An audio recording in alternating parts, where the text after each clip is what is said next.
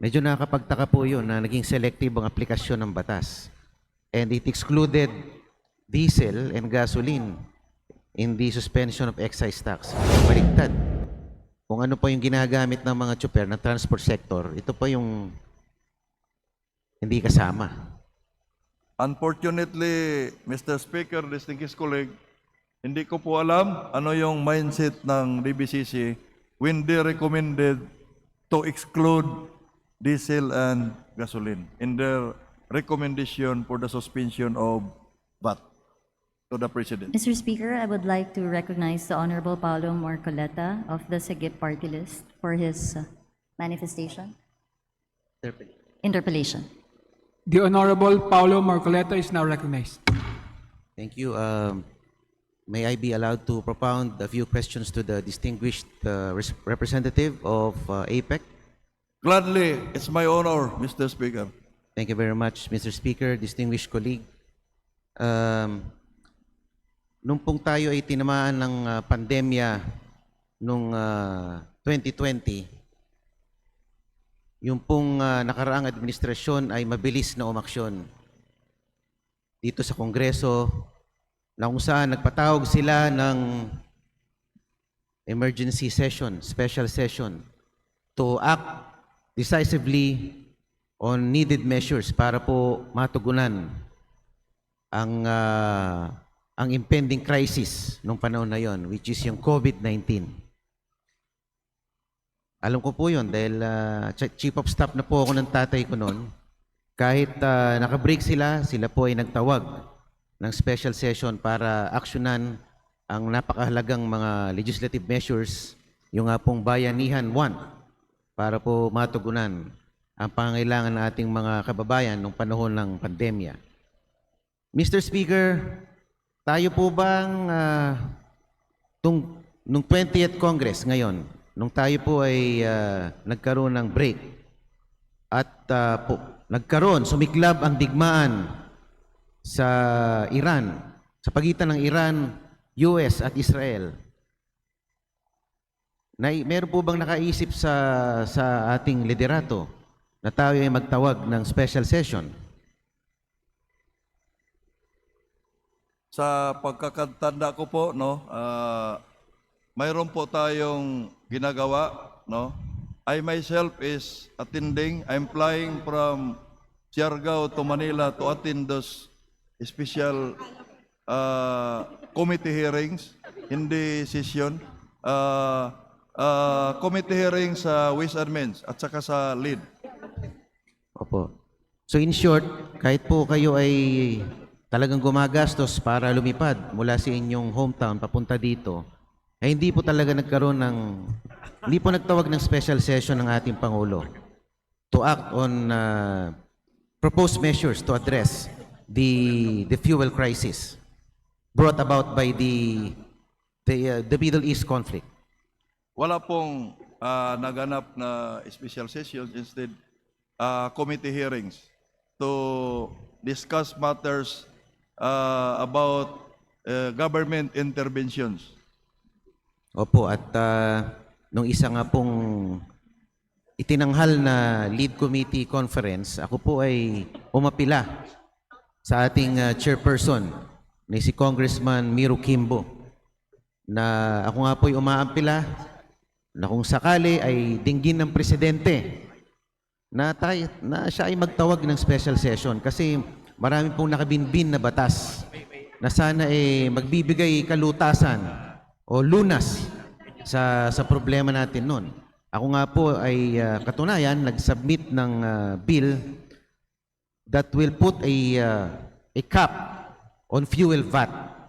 Yung VAT ng fuel ay dun lamang sana sa pre-war o pre-crisis rates. Yun po yung layo ng aking batas.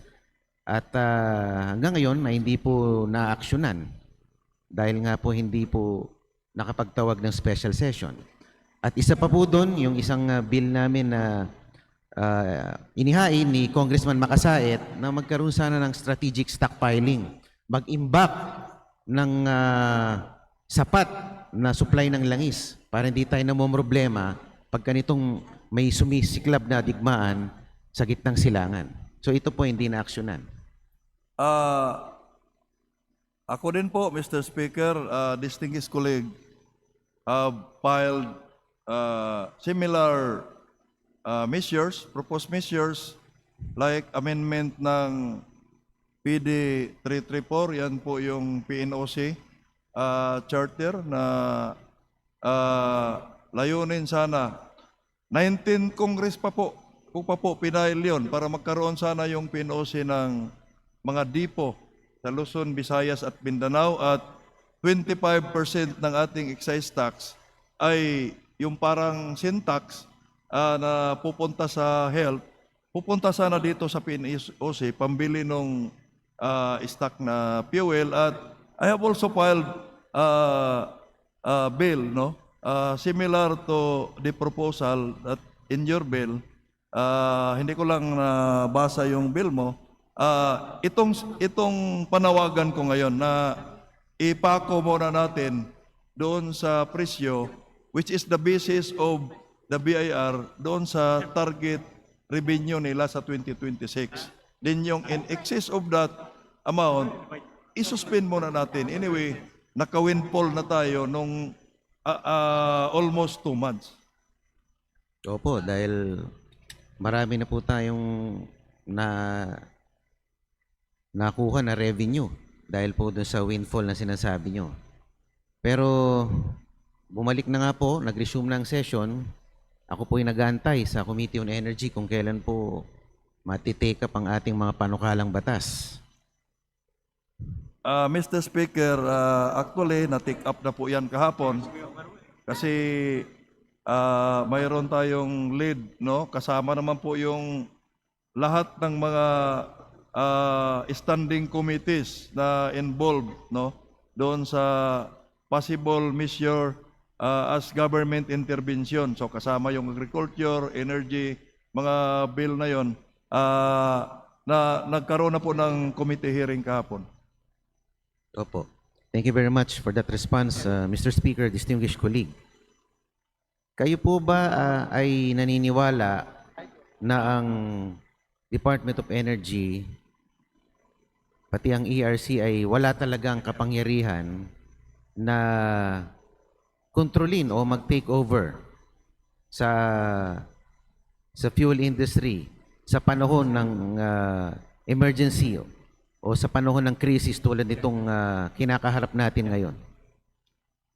In my humble understanding of the oil deregulation law, wala po, but with the issuance of our President of the Executive Order, mayroon na po silang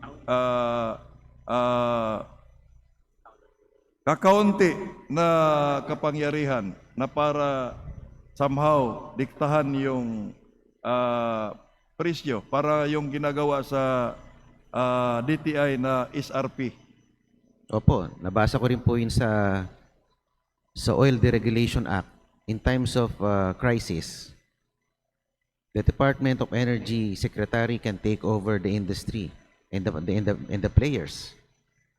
Meron pong ganun na provision.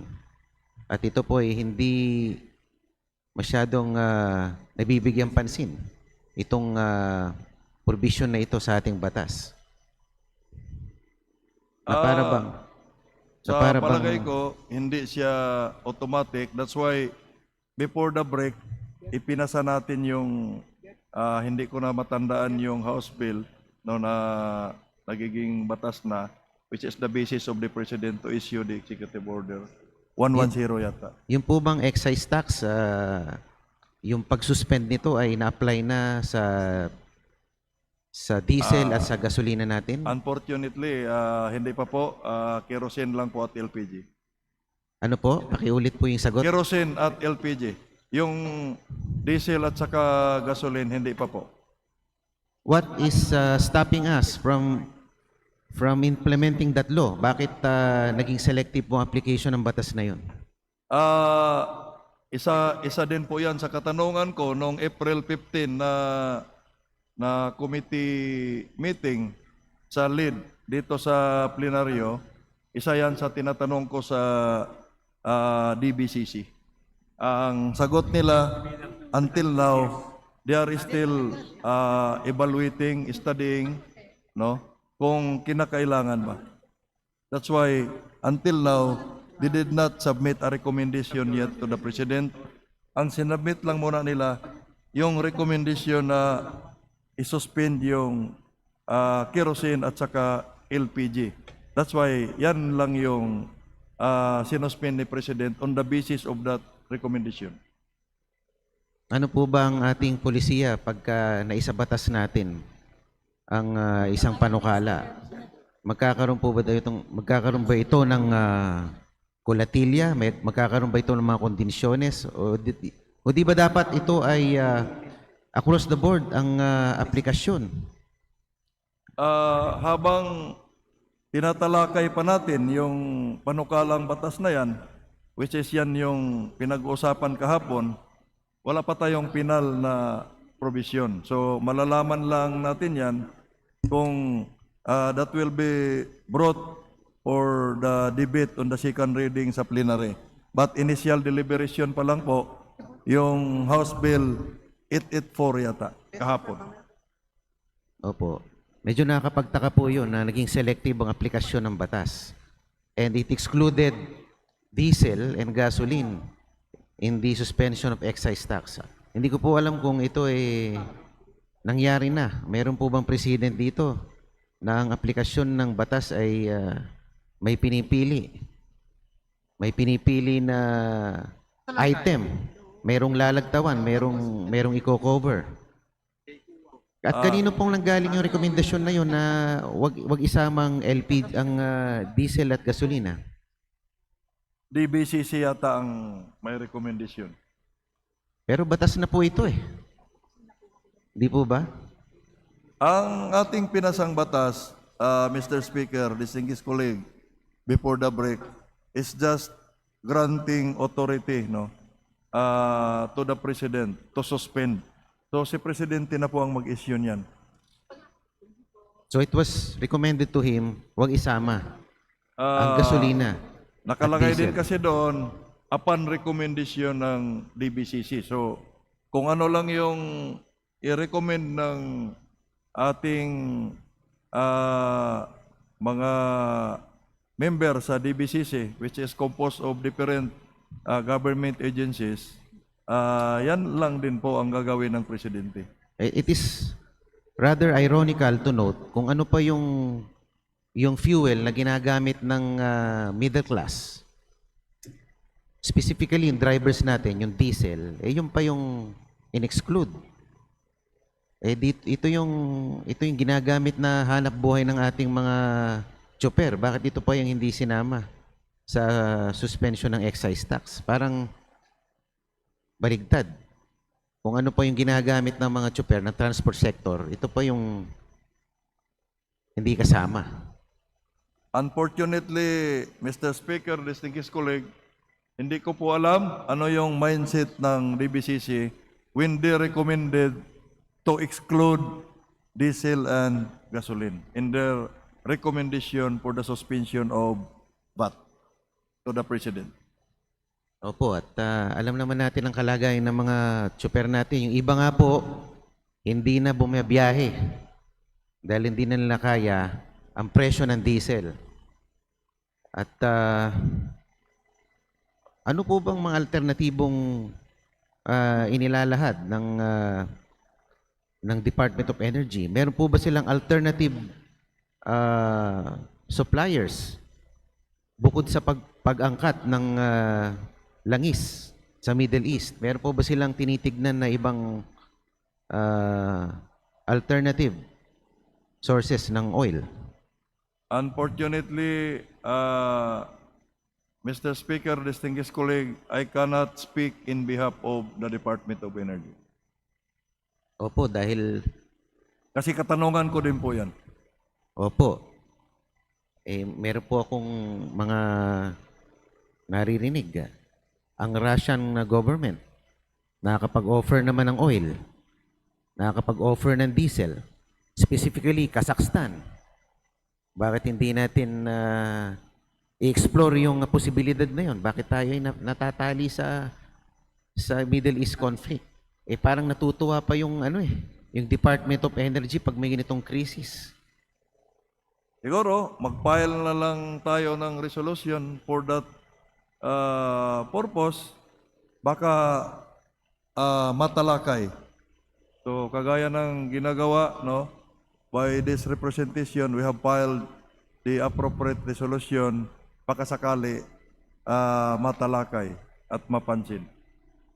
Opo, ako po ay sumusuporta sa inyong saloobin, Congressman Dagook, na kailangan maging people-centered ang ating gobyerno at magkaroon ng malasakit sa kanilang kapakanan.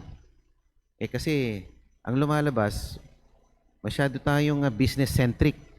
Mas iniisip natin ang survival ng mga negosyante kaysa yung mga ordinaryong mamamayang Pilipino. Thank you for that support, my dear colleague. That ends my interpellation. Madam Speaker, distinguished colleague, maraming salamat po. Okay.